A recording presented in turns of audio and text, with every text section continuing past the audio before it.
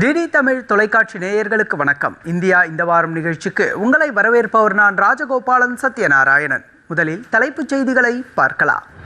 மத்திய கல்வி அமைச்சர் தர்மேந்திர பிரதான் ராஜினாமா. பிரதமர் நரேந்திர மோடிக்கு பதவி விலகல் கடிதம் அனுப்பினார். ஜந்தர் மந்தர் போராட்ட சூழலை தேச விரோத சக்திகள் தங்களுக்கு சாதகமாக பயன்படுத்துவதை தடுக்கவே ராஜினாமா. தர்மேந்திர பிரதான் விளக்கம். இளைஞர்களின் எதிர்காலத்திற்கு தீங்கு விளைவிக்க முயல்பவர்கள் தப்ப முடியாது. பிரதமர் நரேந்திர மோடி எச்சரிக்கை. நீட் வினாத்தாள் கசிவு குறித்து விசாரிக்க விரைவு நீதிமன்றங்கள் அமைக்கப்படும். பிரதமர் நரேந்திர மோடி உறுதி. அறிவியல், தொழில்நுட்பம், கல்வி மற்றும் விளையாட்டுத் துறைகளில் இந்தியாவும் ருமேனியாவும் இணைந்து செயல்பட ஒப்பந்தம். இரு நாடுகளும் 70 ஆண்டுகளுக்கும் மேலாக நெருக்கமான நட்புறவை கொண்டுள்ளன என குடியரசுத் தலைவர் திரௌபதி முர்மு பேட்டி. குடியரசுத் தலைவர் திரௌபதி முர்முவுக்கு டாக்டர் பட்டம் வழங்கி ருமேனியா அரசு கௌரவிப்பு. இந்தியாவில் முதலீடு செய்ய முன்வருமாறு அந்நாட்டு தொழிலதிபர்களுக்கு அழைப்பு. நீட் உள்ளிட்ட பல்வேறு பிரச்சனைகள் தொடர்பாக எதிர்க்கட்சிகள் தொடர் அமளி. நாடாளுமன்ற நடவடிக்கைகள் 5 நாளாக பாதிப்பு. நீட் வினாத்தாள் கசிவு விவகாரம் குறித்த ஆக்கப்பூர்வமான விவாதத்திற்கு அரசு தயாராக உள்ளது. மக்களவையில் நாடாளுமன்ற விவகாரங்கள் துறை அமைச்சர் கிரண் ரிஜிஜு உறுதி. வினாத்தாள் கசிவு மற்றும் தேர்வு முறைகேடுகளில் ஈடுபடுவோர்களுக்கு அதிகபட்ச தண்டனை உறுதி செய்யும் வகையில் விரைவு நீதிமன்றங்களை அமைக்கும் சட்ட வரைவு மசோதா. மத்திய அமைச்சரவை ஒப்புதல். இளைஞர்களையும் மாணவர்களையும் எதிர்க்கட்சிகள் அரசியல் ஆயுதமாக பயன்படுத்தக்கூடாது. பாதுகாப்புத்துறை அமைச்சர் ராஜ்நாத் சிங் கண்டனம். நீட் தேர்வு கல்வி அமைப்பை சீரழிப்பதால் வெளிப்படையான நடைமுறை அவசியம். மக்களவை எதிர்க்கட்சி தலைவர் ராகுல் காந்தி வலியுறுத்தல். சிஜேபி பிரதிநிதிகளுடன் மத்திய அமைச்சர்கள் ஜே.பி. நட்டா, ஜிதேந்திர சிங் பேச்சுவார்த்தை.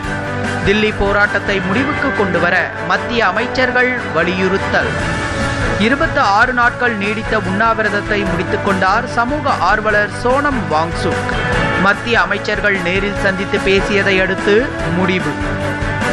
உச்சநீதிமன்ற நீதிபதிகளின் எண்ணிக்கையை அதிகரிப்பதற்கான சட்ட திருத்த மசோதா மக்களவையில் தாக்கல் செய்தார் மத்திய அமைச்சர் அர்ஜுன் ராம் மேக்வால். பிரதமரின் அறிவிப்பு தேர்வு நடைமுறையின் மாண்பை பாதுகாக்க மத்திய அரசு உறுதி பூண்டிருப்பதை வெளிப்படுத்துகிறது. மத்திய இணையமைச்சர் எல் முருகன் பதிவு. ஆபாச உள்ளடக்கங்களை வெளியிட்ட 50 OTT தளங்கள் முடக்கம். மக்களவையில் இணையமைச்சர் எல் முருகன் தகவல். ஆகஸ்ட் 5ஆம் தேதி தாக்கல் செய்யப்படுகிறது தமிழ்நாடு பட்ஜெட். அதற்கு மறுநாள் வேளாண் பட்ஜெட் தாக்கல் செய்யப்படும் என சபாநாயகர் ஜே.சி.டி. பிரபாகர் அறிவிப்பு. மாணவர்களின் போர்வையில் காங்கிரஸ் கட்சி போராட்டத்தை தூண்டி வருகிறது.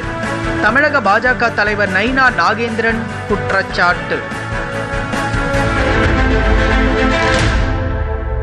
நீட் தேர்வு வினாத்தாள் கசிவு தொடர்பான விவகாரத்திற்கு தாமே முழு பொறுப்பேற்பதாக கூறி மத்திய கல்வி அமைச்சர் தர்மேந்திர பிரதான் தனது பதவியை ராஜினாமா செய்து அதற்கான கடிதத்தை பிரதமர் நரேந்திர மோடிக்கு அனுப்பியுள்ளார்.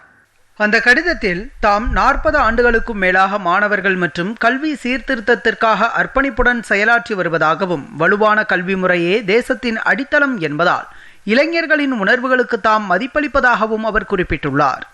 மேலும் தமக்கு சேவையாற்ற வாய்ப்பளித்த பிரதமருக்கு நன்றி தெரிவித்த அவர், மே 3இல் நடைபெற்ற நீட் தேர்வில் முறைகேடுகள் வெளிச்சத்திற்கு வந்ததும் விசாரணையை சிபிஐயிடம் ஒப்படைத்து தேர்வை ரத்து செய்து புதிய தேதியை அரசு அறிவித்ததை அந்த கடிதத்தில் சுட்டிக்காட்டியுள்ளார்.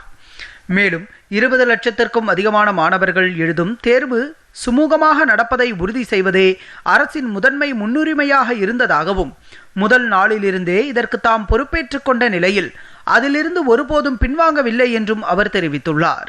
நாடு முழுவதும் நிலவும் இந்த சூழலை தேச விரோத சக்திகள் சாதகமாக பயன்படுத்திக் கொள்வதை அனுமதிக்க கூடாது என்பதாலும் மாணவர்கள் படிப்பில் கவனம் செலுத்த வேண்டும் என்பதை கருத்தில் கொண்டும் தாம் ராஜினாமா செய்வதாக குறிப்பிட்டுள்ள அவர், பிரதமர், சக அமைச்சர்கள் மற்றும் அதிகாரிகளுக்கு தனது மனமார்ந்த நன்றியை கூறி தேசத்திற்கு சேவையாற்றுவதே தனது வாழ்வின் உயரிய நோக்கம் என்றும் அந்த கடிதத்தில் தெரிவித்துள்ளார். நீட் வினாத்தாள் கசிவு விவகாரத்தில் கடந்த 2.5 மாதங்களாக கடும் நடவடிக்கைகள் எடுக்கப்பட்டிருப்பதாக பிரதமர் நரேந்திர மோடி கூறினார். மேலும் நீட் வினாத்தாள் கசிவு குறித்து விசாரிக்க விரைவு நீதிமன்றங்கள் அமைக்கப்படும் என்று பிரதமர் உறுதியளித்தார். நீட் விவகாரம் தொடர்பாக அவர் வெளியிட்ட காணொலி செய்தியில், வினாத்தாள் கசிவு சம்பவம் நிகழ்ந்ததிலிருந்து கடந்த 2.5 மாதங்களில் தொடர்புடைய குற்றவாளிகள் கைது செய்யப்பட்டு சிறையில் அடைக்கப்பட்டுள்ளதாக குறிப்பிட்டார். மாணவர்கள் தங்களின் கல்வி ஆண்டை இழக்காமல் இருப்பதை உறுதி செய்வதே அரசின் முதன்மையான பொறுப்பு என்றும் தேர்வுகள் உடனடியாக நடத்தப்பட வேண்டியது அவசியம் என்றும் பிரதமர் கூறினார்.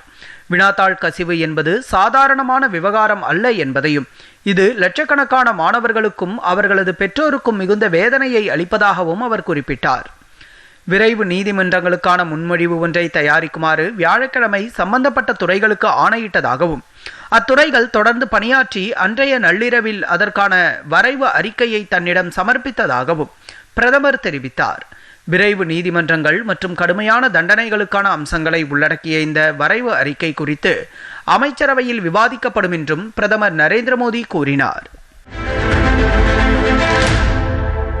நீட் தேர்வு தொடர்பாக வெளியிட்ட காணொலியை பார்த்து ஆலோசனைகளை வழங்கிய இளைஞர்களுக்கு பிரதமர் நரேந்திர மோடி நன்றி தெரிவித்துள்ளார். வினாத்தாள் கசிவுக்கு எதிராக கடுமையான நடவடிக்கைகள் கொண்ட சட்ட மசோதா நாடாளுமன்றத்தில் திங்கட்கிழமை தாக்கல் செய்யப்படும் என்று பிரதமர் நரேந்திர மோடி தமது சமூக ஊடக பதிவில் காணொலி மூலம் வெளியிட்டார். இந்த காணொலி 24 மணி நேரத்தில் 30 கோடிக்கும் அதிகமான முறை பார்க்கப்பட்டுள்ளது. இதன் மூலம் ஒரே நாளில் அதிக முறை பார்க்கப்பட்ட காணொலியாக அது உலக சாதனை படைத்துள்ளது. இதனிடையே பிரதமர் நரேந்திர மோடி தனது காணொலிக்கு கிடைத்த வரவேற்பு மற்றும் ஆலோசனைகளுக்காக நாட்டின் இளைஞர்களுக்கு நன்றி தெரிவித்தார். ஐரோப்பிய நாடுகளுடனான இந்தியாவின் இருதரப்பு உறவுகளை மேலும் வலுப்படுத்தும் நோக்கில் குடியரசுத் தலைவர் திரௌபதி முர்மு மால்டோவா, வடக்கு மாசிடோனியா மற்றும் ருமேனியா ஆகிய 3 நாடுகளுக்கு அரசுமுறை பயணம் மேற்கொண்டார். ருமேனியா நாட்டின் புகாரெஸ்ட் பொருளாதார ஆய்வுகள் பல்கலைக்கழகம் டாக்டர் ஹானரிஸ் காசா எனும் பட்டத்தை வழங்கி கௌரவித்துள்ளது. 3 நாடுகளுக்கு அரசுமுறை பயணம் மேற்கொண்ட குடியரசுத் தலைவர் முதற்கட்டமாக மால்டோவா சென்றார். அவருக்கு நாட்டு அதிபர் மாளிகையில் பாரம்பரிய முறையிலான வரவேற்பும் அணிவகுப்பு மரியாதையும் வழங்கப்பட்டது. இந்த வரவேற்பில் அந்நாட்டு அதிபர் மையா சாண்டுவும் கலந்து கொண்டார். இந்த பயணத்தில் ஒரு பகுதியாக நாட்டு அதிபர் மையா சாண்டுவை சந்தித்து பேசினார். இந்த சந்திப்பின் போது இந்தியா மால்டோவா இடையேயான நல்லுறவை மேம்படுத்துவதற்கான அம்சங்கள் குறித்து இருவரும் விரிவாக விவாதித்தனர். இதையடுத்து இந்தியா மால்டோவா வர்த்தக கூட்டமைப்பு கூட்டத்தில் குடியரசுத் தலைவர் திரௌபதி முர்மு கலந்து கொண்டு உரையாற்றினார். இந்தியா வடக்கு மாசிடோனியா நல்லுறவில் புதிய அத்தியாயம் ஏற்படும் என்று அதிபர் கோர்டானாவுடனான சந்திப்புக்கு பின் குடியரசுத் தலைவர் தெரிவித்தார். மாசிடோனியாவில் செவ்வாய்க்கிழமை அந்நாட்டு அதிபர் கோர்டானா சில்ஜனோஸ்கா டாவ்கோவாவை குடியரசுத் தலைவர் திரௌபதி முர்மு சந்தித்து இருதரப்பு நல்லுறவு குறித்து முக்கிய பேச்சுவார்த்தை நடத்தினார். இந்த சந்திப்புக்கு பின் செய்தியாளர்களை சந்தித்த திரௌபதி முர்மு, இந்த பயணம் இருதரப்பு நல்லுறவுகளில் புதிய அத்தியாயத்தை ஏற்படுத்தும் என்று நம்பிக்கை தெரிவித்தார். இதையடுத்து ருமேனியாவுக்கு அரசுமுறை பயணம் மேற்கொண்ட குடியரசுத் தலைவர் திரௌபதி முர்முவுக்கு உற்சாக வரவேற்பு அளிக்கப்பட்டது. தமது பயணத்தின் இறுதிக்கட்டமாக வியாழக்கிழமை ருமேனியா சென்றார். அந்நாட்டு தலைநகர் புச்சாரெஸ்டில் ருமேனிய சுற்றுலா மற்றும் வெளியுறவு அமைச்சர் விமான நிலையத்திற்கு வந்து திரௌபதி முர்முவை வரவேற்றார். இதையடுத்து அறிவியல் மற்றும் தொழில்நுட்பம், கல்வி மற்றும் விளையாட்டு ஆகிய துறைகளில் ஒருங்கிணைந்து செயல்படுவதற்கான ஒப்பந்தங்களில் இந்தியாவும் ருமேனியாவும் கையெழுத்திட்டன. இது தொடர்பாக செய்தியாளர்களை சந்தித்த திரௌபதி முர்மு, பரஸ்பர நம்பிக்கை, மரியாதை மற்றும் மக்களுக்கிடையிலான வலுவான பிணைப்பு ஆகியவற்றின் அடிப்படையில் இந்தியாவும் ருமேனியாவும் 70 ஆண்டுகளுக்கும் மேலாக நெருக்கமான மற்றும் நீடித்த நட்புறவை கொண்டுள்ளன என்று குறிப்பிட்டார். இதனிடையே குடியரசுத் தலைவர் திரௌபதி முர்முவுக்கு ருமேனியா நாட்டின் புகாரெஸ்ட் பொருளாதார ஆய்வுகள் பல்கலைக்கழகம் டாக்டர் ஹானரிஸ் காசா எனும் பட்டத்தை வழங்கி கௌரவித்தது. சிறப்பான பொது சேவை, கல்வி மற்றும் சமூகம் உள்ளடக்கிய தன்மைக்கான அர்ப்பணிப்பு, இந்தியா ருமேனியா உறவுகளை வலுப்படுத்துவதில் ஆற்றிய பங்களிப்பு ஆகியவற்றிற்காக இந்த விருது வழங்கப்பட்டது. தேசத்தின் பாதுகாப்புக்கு மாணவர்கள் எப்போதும் முக்கியத்துவம் அளிக்க வேண்டும் என்று குடியரசு துணைத் தலைவர் CP ராதாகிருஷ்ணன் வலியுறுத்தியுள்ளார். கோவை மற்றும் திருப்பூர் நகரில் நடைபெற்ற நிகழ்ச்சிகளில் பங்கேற்பதற்காக குடியரசு துணைத் தலைவர் கோவை சென்றார். கோவை விமான நிலையத்தில் செய்தியாளர்களிடம் பேசிய அவர், தில்லியில் இளைஞர்கள் நடத்திய போராட்டம் குறித்து செய்தியாளர்கள் கேள்வி எழுப்பினர். அதற்கு பதிலளித்த அவர், தேசத்தின் பாதுகாப்புக்குத்தான் மாணவர்கள் முக்கியத்துவம் அளிக்க வேண்டும் என்றும் அவர்களின் கோரிக்கையை மத்திய அரசு நிச்சயம் பரிசீலிக்கும் என்றும் தெரிவித்தார். பரபரப்பான அரசியல் சூழலில் நாடாளுமன்ற மழைக்கால கூட்டத்தொடர் திங்கட்கிழமை தொடங்கிய நிலையில் நீட் உள்ளிட்ட பல்வேறு பிரச்சனைகள் தொடர்பாக எதிர்க்கட்சிகள் தொடர் அமளி காரணமாக நாடாளுமன்ற நடவடிக்கைகள் 5 நாட்களாக பாதிக்கப்பட்டது உள்ளிட்ட நாடாளுமன்ற நிகழ்வுகளை தற்போது பார்க்கலாம். திங்கட்கிழமை மக்களவை கூடியதும் மறைந்த முன்னாள் உறுப்பினர்களுக்கு அஞ்சலி செலுத்தப்பட்டது. கத்தார் அமீர் ஷேக் ஹமீத் பின் கலிஃபா அல் தானி மறைவுக்கு இரங்கல் தெரிவிக்கப்பட்டது. அப்போது பேசிய மக்களவைத் தலைவர் ஓம் பிர்லா, மறைந்த ஷேக் ஹமீத் பின் கலிஃபா அல் தானி இந்தியா கத்தார் நட்புறவை மேம்படுத்துவதில் முக்கிய பங்காற்றியதாக புகழாரம் சூட்டினார். இதையடுத்து கேள்வி நேரம் தொடங்கிய போது காங்கிரஸ், சமாஜ்வாதி உள்ளிட்ட எதிர்க்கட்சி உறுப்பினர்கள் அவைத்தலைவர் இருக்கையை முற்றுகையிட்டு நீட் தேர்வு குளறுபடி, மேகதாது உள்ளிட்ட பிரச்சனைகளை எழுப்பி காங்கிரஸ், திமுக எம்பிக்கள் முழக்கங்களை எழுப்பினர். எதிர்க்கட்சியினர் அமளியை தொடர்ந்து இரு அவைகளும் நாள் முழுமைக்கும் ஒத்திவைக்கப்பட்டன. செவ்வாய்க்கிழமை நீட் வினாத்தாள் கசிவு விவகாரம் உள்ளிட்ட பல்வேறு பிரச்சனைகள் தொடர்பாக எதிர்க்கட்சிகள் தொடர் அமளியில் ஈடுபட்டதால் நாடாளுமன்றத்தின் இரு அவைகளும் நாள் முழுவதும் ஒத்திவைக்கப்பட்டன. புதன்கிழமை காலை 11 மணிக்கு மக்களவை கூடியதும் சபாநாயகர் ஓம் பிர்லா கேள்வி நேரத்தை நடத்த முயன்றார். ஆனால் எதிர்க்கட்சி உறுப்பினர்கள் வினாத்தாள் கசிவு மற்றும் மாணவர் போராட்டங்கள் குறித்த பிரச்சனையை எழுப்பினர். அவையை நடத்துவதற்கு ஒத்துழைக்குமாறு எதிர்க்கட்சிகளை சபாநாயகர் கேட்டுக்கொண்ட போதும் எதிர்க்கட்சி உறுப்பினர்கள் தங்கள் போராட்டத்தை தொடர்ந்ததால் மக்களவை நாள் முழுவதும் ஒத்திவைக்கப்பட்டது. முன்னதாக இரு அவையிலும் பேசிய அமைச்சர் கிரண் ரிஜிஜு நீட் வினாத்தாள் கசிவு விவகாரம் தொடர்பாக மத்திய அரசு விவாதம் நடத்த தயாராக இருப்பதாக தெரிவித்தார். பின்னர் நாடாளுமன்ற வளாகத்தில் செய்தியாளர்களிடம் பேசிய அமைச்சர் கிரண் ரிஜிஜு நீட் வினாத்தாள் கசிவு மற்றும் அது தொடர்பான அனைத்து விவகாரங்கள் குறித்தும் நாடாளுமன்றத்தில் விரிவாக விவாதிக்க அரசு முழுமையாக தயாராக இருப்பதாகவும், இளைஞர்கள் மற்றும் நாட்டின் நலன் சார்ந்த எந்தவொரு முக்கிய விஷயம் குறித்தும் விவாதிக்க அரசு தயாராக இருப்பதாகவும் அவர் கூறினார். நீட் வினாத்தாள் கசிவு விவகாரம் மற்றும் மாணவர் போராட்டம் தொடர்பாக எதிர்க்கட்சிகள் நடத்திய அமளி காரணமாக நாடாளுமன்றத்தின் இரு அவைகளும் வியாழன் மற்றும் வெள்ளிக்கிழமையும் நாள் முழுமைக்கும் ஒத்திவைக்கப்பட்டன. வினாத்தாள் கசிவு மற்றும் தேர்வு முறைகேடுகளில் ஈடுபடுவோர்களுக்கு அதிகபட்ச தண்டனை உறுதி செய்யும் வகையில் விரைவு நீதிமன்றங்களை அமைக்கும் சட்ட வரைவு மசோதாவிற்கு மத்திய அமைச்சரவை ஒப்புதல் அளித்துள்ளது. புதுதில்லியில் பிரதமர் நரேந்திர மோடி தலைமையில் பொருளாதார விவகாரங்களுக்கான அமைச்சரவை கூட்டம் நடைபெற்றது. இந்த கூட்டத்தில் எடுக்கப்பட்ட முடிவுகள் குறித்து மத்திய தகவல் ஒலிபரப்புத்துறை அமைச்சர் அஸ்வினி வைஷ்ணவ் செய்தியாளர்களிடம் விளக்கினார். அப்போது பவ்யா ரசாயன் திட்டத்தின் கீழ் நாடு முழுவதும் 3030 கோடி ரூபாய் செலவில் 3 ரசாயன ஆலைகள் உருவாக்க மத்திய அமைச்சரவை ஒப்புதல் அளித்திருப்பதாக கூறினார். கர்நாடகா, ஆந்திரா இடையேயான பெல்லாரி குண்டக்கல் ரயில் பிரிவின் 3வது மற்றும் 4வது ரயில் பாதைக்கும் மத்திய அமைச்சரவை ஒப்புதல் வழங்கியுள்ளது. வினாத்தாள் கசிவு, தேர்வு முறைகேடுகள் போன்றவற்றில் ஈடுபடுவோருக்கு கடுமையான தண்டனை வழங்குவதை உறுதி செய்வதற்காக விரைவு நீதிமன்றங்களை அமைக்கும் சட்ட வரைவு மசோதா அடுத்த வாரம் நாடாளுமன்றத்தில் அறிமுகப்படுத்தப்பட இருப்பதாகவும் தெரிவிக்கப்பட்டுள்ளது. இளைஞர்களின் நலனும் அவர்களின் ஒளிமயமான எதிர்காலமும் பிரதமர் நரேந்திர மோடி அரசின் மிக உயர்ந்த முன்னுரிமையாக இருப்பதாக மத்திய உள்துறை அமைச்சர் அமித்ஷா கூறினார். நீட் தொடர்பான பிரதமரின் பதிவை பகிர்ந்துள்ள அவர், வினாத்தாள் கசிவு தொடர்பான வழக்குகளில் விரைவு நீதிமன்றங்களை அமைத்து விசாரணையை விரைவுபடுத்தவும், குற்றவாளிகள் மீது கடுமையான நடவடிக்கை எடுக்கவும் பிரதமர் எடுத்துள்ள முடிவு இந்த உறுதிப்பாட்டையே பிரதிபலிப்பதாக தெரிவித்தார். வினாத்தாள் கசிவு மூலம் இளைஞர்களின் எதிர்காலத்துடன் விளையாடுபவர்களுக்கு எதிராக பிரதமர் நரேந்திர மோடி எடுத்துள்ள இந்த முக்கியமான நடவடிக்கை ஒரு மைல்கல்லாக அமையும் என்றும் அமைச்சர் அமித்ஷா குறிப்பிட்டார். நீட் வினாத்தாள் கசிவு விவகாரத்தில் நியாயம் கோரும் சிஜேபி பிரதிநிதிகளுடன் மத்திய அரசு 2ஆம் கட்ட பேச்சுவார்த்தை நடத்தியது. தலைநகர் தில்லியில் நடைபெற்ற இந்த பேச்சுவார்த்தையில் மத்திய அமைச்சர்கள் ஜே பி நட்டா, ஜிதேந்திர சிங் ஆகியோர் கலந்து கொண்டு போராட்டத்தை முடிவுக்கு கொண்டு வர வேண்டும் என வலியுறுத்தினர். பின்னர் புதுதில்லியில் செய்தியாளர்களிடம் பேசிய மத்திய அமைச்சர் நட்டா, பேச்சுவார்த்தையின் போது தேர்வு நடைமுறைகளில் சீர்திருத்தங்களை கொண்டு வர வேண்டும் என சிஜேபி கோரிக்கை வைத்ததாக கூறினார். வினாத்தாள் கசிவை தடுக்க வகை செய்யும் சீர்திருத்தங்கள் உள்ளிட்ட 3 கோரிக்கைகளை முன்வைத்ததாகவும் அவர் குறிப்பிட்டார். நீட் வினாத்தாள் கசிவு விவகாரம் தொடர்பாக 26 நாட்கள் உண்ணாவிரதம் மேற்கொண்டிருந்த சமூக ஆர்வலர் சோனம் வான்சுக் மத்திய அமைச்சர்கள் ஜே பி நட்டா மற்றும் ஜிதேந்திர சிங் ஆகியோர் முன்னிலையில் தனது போராட்டத்தை முடித்துக் கொண்டார். நீட் வினாத்தாள் கசிவு விவகாரத்தில் உரிய நடவடிக்கை எடுக்க வேண்டுமென வலியுறுத்தி உண்ணாவிரதம் மேற்கொண்ட அவர் குருகிராமில் உள்ள தனியார் மருத்துவமனையில் அனுமதிக்கப்பட்டிருந்தார். அங்கும் அவர் தனது உண்ணாவிரத போராட்டத்தை தொடர்ந்த நிலையில் பல்வேறு அரசியல் கட்சிகளைச் சேர்ந்த நாடாளுமன்ற உறுப்பினர்கள் நேரில் அவரை சந்தித்தும் கடிதங்கள் மூலமாகவும் உண்ணாவிரதத்தை கைவிடுமாறு வலியுறுத்தியிருந்தனர். இந்நிலையில் மத்திய அமைச்சர் ஜே பி நட்டா மற்றும் ஜிதேந்திர சிங் வாங்சுக்கை சந்தித்து பேசினர். அப்போது பல்வேறு நிபந்தனைகள் குறித்த நீண்ட பேச்சுவார்த்தைகளுக்கு பிறகு சோனம் வாங்சுக் தனது உண்ணாவிரதத்தை முடித்துக் கொள்வதாக அறிவித்தார்.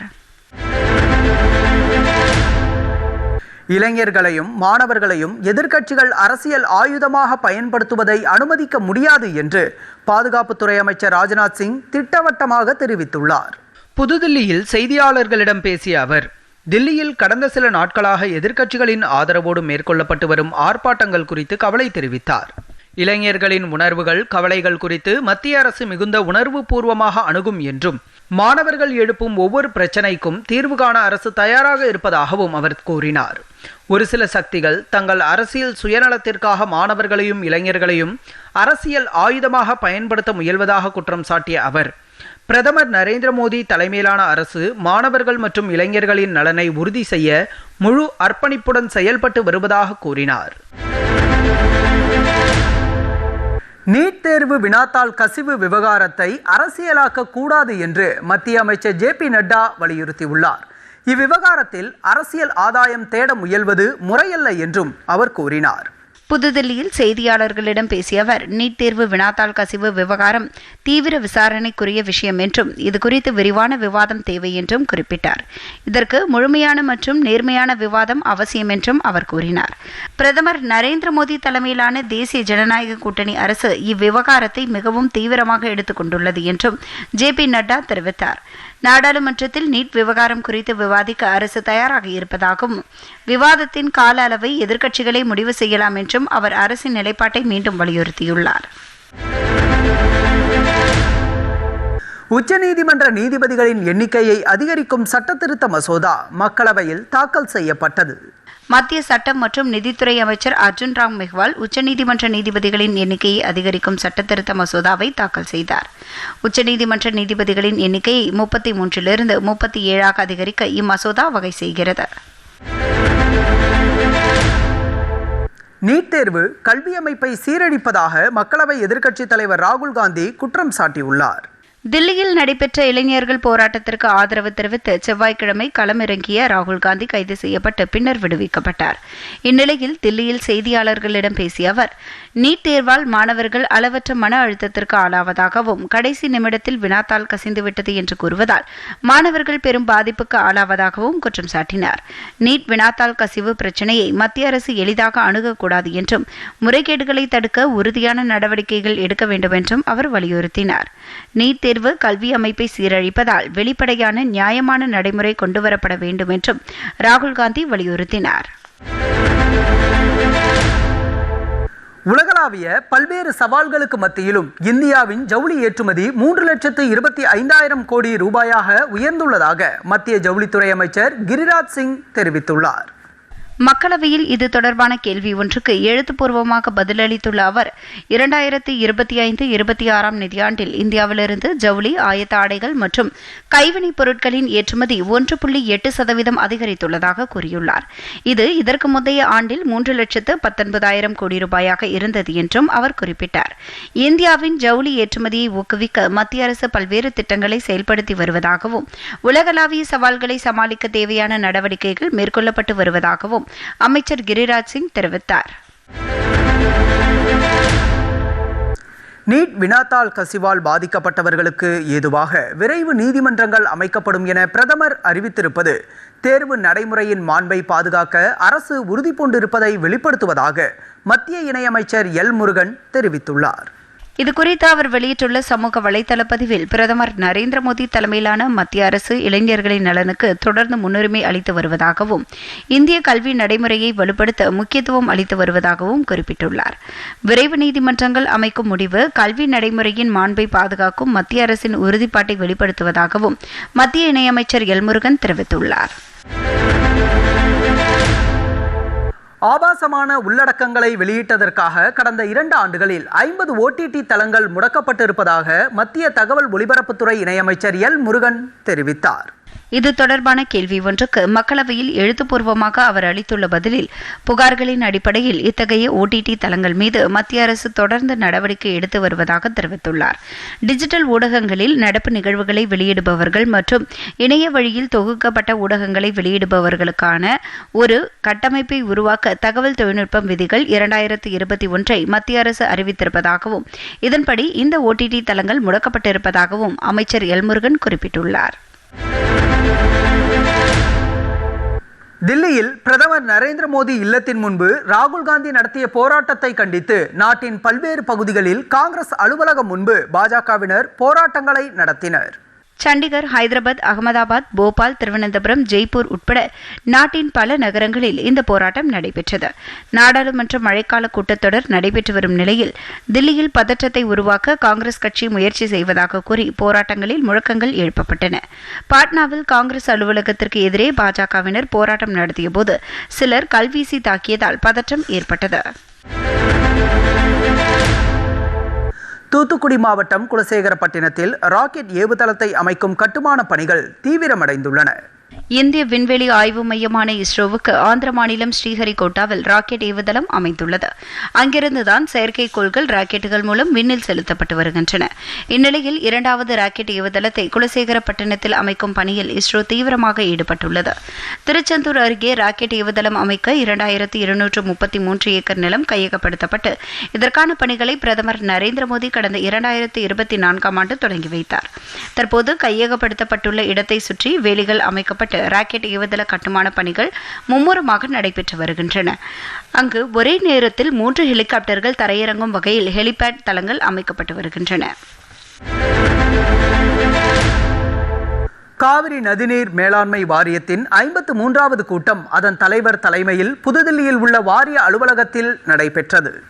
காணொலி மற்றும் நேரடி முறைகள் இணைந்த ஹைபிரிட் முறையில் நடைபெறும் இக்கூட்டத்தில் தமிழ்நாடு அரசின் நீர்வளத்துறையின் முதன்மை செயலாளர் சத்யபிரதா சாஹூ, காவிரி தொழில்நுட்ப குழுவின் தலைவர் சுப்பிரமணியன் மற்றும் கர்நாடகா, கேரளா மற்றும் புதுச்சேரி அதிகாரிகள் கலந்து கொண்டனர். காவிரி நீர்பிடிப்பு பகுதிகளில் தென்மேற்கு பருவமழை கடுமையாக பெய்துள்ள சூழலில் கர்நாடகாவின் தெற்கு உள் மாவட்டங்களில் மழைப்பொழிவு 36% குறைந்துள்ளதால் அங்குள்ள நீர்த்தேக்கங்களில் நீர்மட்டம் சரிந்து பிலிகுண்டுலுவில் தமிழ்நாட்டிற்கு வழங்க வேண்டிய நீரில் 24.9 TMC அடி பற்றாக்குறை ஏற்பட்டுள்ளது. இந்நிலையில் புதுதில்லியில் காவிரி நதிநீர் மேலாண்மை வாரியத்தின் 53வது கூட்டம் நடைபெற்றது.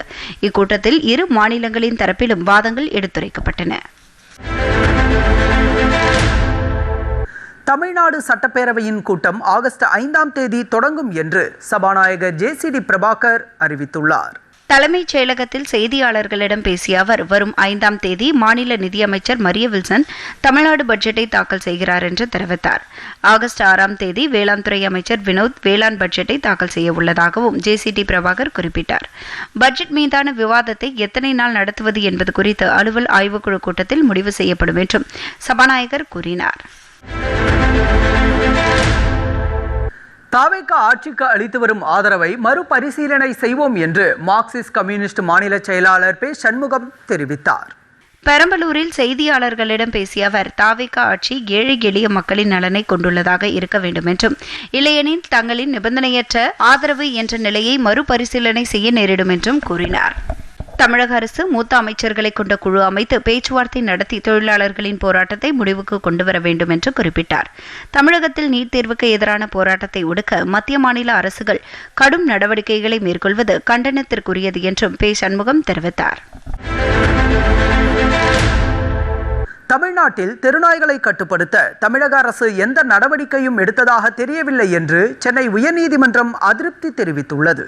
தெரு நாய்களிடமிருந்து மக்களை பாதுகாப்பது தொடர்பான வழக்கை விசாரித்த உச்சநீதிமன்றம், இனப்பெருக்க கட்டுப்பாடு அறுவை சிகிச்சைக்காக பிடிக்கப்படும் தெருநாய்களை மீண்டும் அதே பகுதிகளில் விடாமல் பராமரிப்பு மையங்களுக்கு அனுப்ப வேண்டும் என்று உத்தரவிட்டிருந்தது. இந்த உத்தரவை அமல்படுத்தும் வகையில் அனைத்து மாநில உயர்நீதிமன்றங்களும் தாமாக முன்வந்து வழக்குகளை விசாரணைக்கு எடுத்து கண்காணிக்கவும் உத்தரவிட்டது. இந்த உத்தரவின் அடிப்படையில் வழக்கை விசாரித்த சென்னை உயர்நீதிமன்றம், தெருநாய்களை கட்டுப்படுத்த தமிழக அரசு எந்தவிதமான நடவடிக்கையும் எடுத்ததாக தெரியவில்லை என்று அதிருப்தி தெரிவித்தது. தீர்ப்பளித்தது. சென்னை உயர்நீதிமன்றத்திலும் நாய்களின் தொல்லை அதிகமாகவே இருப்பதாக தெரிவித்த நீதிபதிகள் தமிழக அரசு அறிக்கை தாக்கல் செய்ய ஜூலை 30ஆம் தேதி வரை அவகாசம் அளித்து வழக்கை ஒத்திவைத்தனர். நீட் விவகாரம் தொடர்பாக சென்னையில் நைனா நாகேந்திரன் தலைமையில் தமிழ்நாடு காங்கிரஸ் கமிட்டி அலுவலகத்தை பாஜகவினர் முற்றுகையிட்டு ஆர்ப்பாட்டத்தில் ஈடுபட்டனர். காங்கிரஸ் கட்சியினர் பிரதமரின் இல்லத்தை முற்றுகையிட முயன்றதை கண்டித்து சென்னை ராயப்பேட்டையில் உள்ள காங்கிரஸ் கட்சி அலுவலகத்தை முற்றுகையிட்டு பாஜகவினர் கண்டன முழக்கங்களை எழுப்பினர். பின்னர் செய்தியாளர்களிடம் பேசிய பாஜக மாநில தலைவர் நயினார் நாகேந்திரன், நீட் தேர்வு காங்கிரஸ் காலத்தில்தான் அறிமுகப்படுத்தப்பட்டது என்றார். ஆனால் பாஜக ஆட்சியில் நீட் தேர்வு கொண்டுவரப்பட்டது என்பதை போன்ற தோற்றத்தை உருவாக்க எதிர்க்கட்சிகள் முயற்சிப்பதாக குற்றம் சாட்டிய அவர், போராட்டம் நடத்துமாறு மாணவர்களை தூண்டுவதாகவும் மாணவர்களை வைத்து காங்கிரஸ் கட்சி அரசியல் செய்வதாகவும் குறிப்பிட்டார். அனைத்து கட்சி கூட்டத்தின் போது எதிர்க்கட்சிகள் நீட் விவகாரத்தை எழுப்பவில்லை என்று கூறிய நயினார் நாகேந்திரன், வினாத்தாள் கசிவு விவகாரத்தை தேசிய தேர்வு முகமைதான் கண்டறிந்து நடவடிக்கை எடுத்ததாகவும் குறிப்பிட்டார். மக்கள் தொகை கணக்கெடுப்பில் குடியுரிமை திருத்த சட்டம் தொடர்பான கேள்விகள் கேட்கப்படுவதாக பரவும் தகவல்கள் முற்றிலும் தவறானவை என்று மக்கள் தொகை கணக்கெடுப்பு இயக்குனர் சுந்தரேஷ் பாபு தெரிவித்தார். மதுரையில் செய்தியாளர்களிடம் பேசிய அவர், டிஜிட்டல் தொழில்நுட்பத்தை பயன்படுத்தி நடத்தப்படும் மக்கள் தொகை கணக்கெடுப்பில் தொழில்நுட்ப கோளாறுகள் எதுவுமின்றி சிறப்பாக செயல்பட்டு வருவதாகவும் பொதுமக்கள் எந்தவித அச்சமுமின்றி முழு ஒத்துழைப்பு வழங்க வேண்டும் என்றும் கேட்டுக் கொண்டார். இதன் மூலம் சேகரிக்கப்படும் தகவல்களே நாட்டின் எதிர்கால வளர்ச்சிக்கான திட்டமிடலுக்கு உறுதுணையாக அமைய உள்ளதாகவும் சுந்தரேஷ் பாபு கூறினார். உலக நாடுகள் மீண்டும் பாரம்பரிய மருத்துவ முறைகள் மீது அதிக கவனம் செலுத்தி வரும் நிலையில் அந்த துறையில் சர்வதேச ஒத்துழைப்பை மேலும் வலுப்படுத்தும் நோக்கில் இந்தியா தனது பிரிக்ஸ் தலைமைத்துவத்தின் கீழ் முக்கிய முயற்சியை முன்னெடுத்துள்ளது. பாரம்பரிய, துணை மற்றும் ஒருங்கிணைந்த மருத்துவம் தொடர்பான பிரிக்ஸ் கூட்டம் சண்டிகரில் வெற்றிகரமாக நடைபெற்றது. அந்த கூட்டத்தில் எடுக்கப்பட்ட முக்கிய முடிவுகள் மற்றும் இந்தியா வலியுறுத்திய அம்சங்கள் குறித்து என்ன தெரிஞ்சுக்க போறோம் செய்தி தொகுப்பில் நாம் பார்க்கலாம்.